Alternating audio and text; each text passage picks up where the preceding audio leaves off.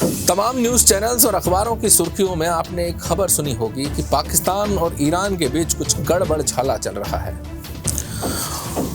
दोनों ने एक दूसरे की सीमा पर एयर स्ट्राइक कर दी है। दो मुस्लिम देश दुश्मन बनकर एक दूसरे के आमने सामने खड़े हैं और इसका सीधा फायदा भारत को मिलेगा वगैरह वगैरह। लेकिन आखिर ऐसा क्या हो गया कि जो दो मुस्लिम देशों के बीच इस तरह का तनाव हुआ? क्या वजह रही जिसके चलते एक देश को दूसरे देश पर मिसाइल दागनी पड़ी और दोनों ही देशों का टारगेट बलूचिस्तान प्रांत ही आखिर क्यों रहा?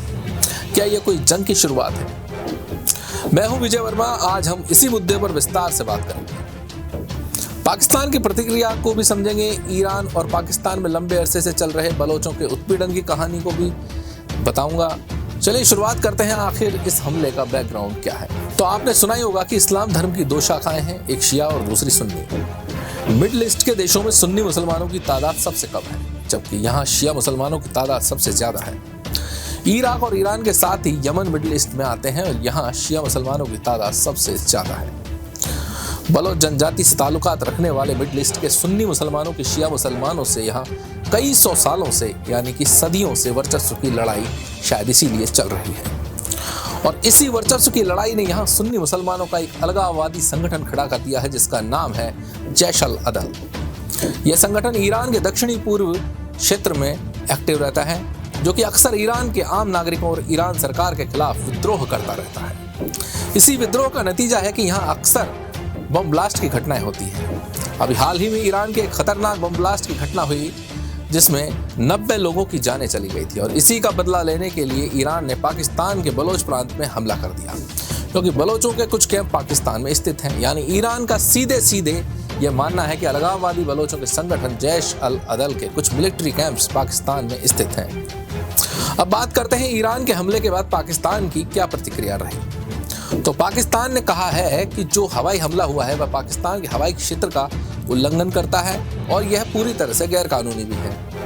तो आपको बता दें कि ईरान के हमले में 2 बच्चों की मौत हुई है, वहीं कई लोग घायल भी हुए हैं। अब बात करते हैं यह हमला ईरान ने कहां पर किया।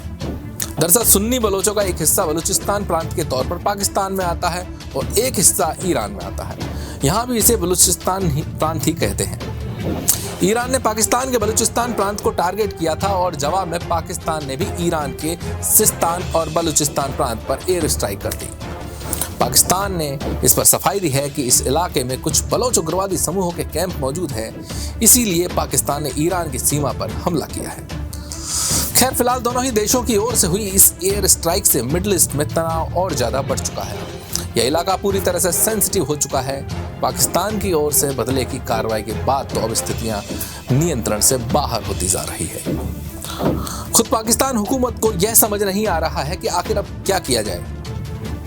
असल में ईरान की एयर स्ट्राइक से पाकिस्तान बौखला गया था और बदले में उसने तेहरान से अपने राजनयिकों को बुला लिया, ईरानी राजदूत को हटा दिया। पाकिस्तानी सेना के ऊपर बदले की कार्रवाई करने का घरेलू दबाव था। पाकिस्तान के सामने चुनौती खड़ी थी कि भारत अफगानिस्तान के बाद अब एक और पड़ोसी ईरान भी उसके यहाँ आतंकी ठिकानों पर खुलेआम हमला करने वाला हो गया है। परमाणु ताकत होने के बावजूद उस पर बेखौफ ईरान का हमला। बस ऐसी ही कुछ बात पाकिस्तान को नागवाज गुजरी और गुस्से में उसने ईरान पर पलटवार कर दिया। पाकिस्तान ने इस हमले के बाद दावा किया है कि उसने ईरान के सिस्तान और बलूचिस्तान प्रांत में आतंकियों के छिपने के कथित अड्डों पर सटीक सैन्य कार्रवाई की है, जिसमें कुछ आतंकी मारे गए हैं। अब आनन फानन में पाकिस्तान की ओर से ईरान पर किए गए एयर स्ट्राइक ने मामला पूरी तरह से बिगाड़ दिया है। अब ईरान का इस पर क्या एक्शन रहेगा, इसका पूरी दुनिया को इंतजार है।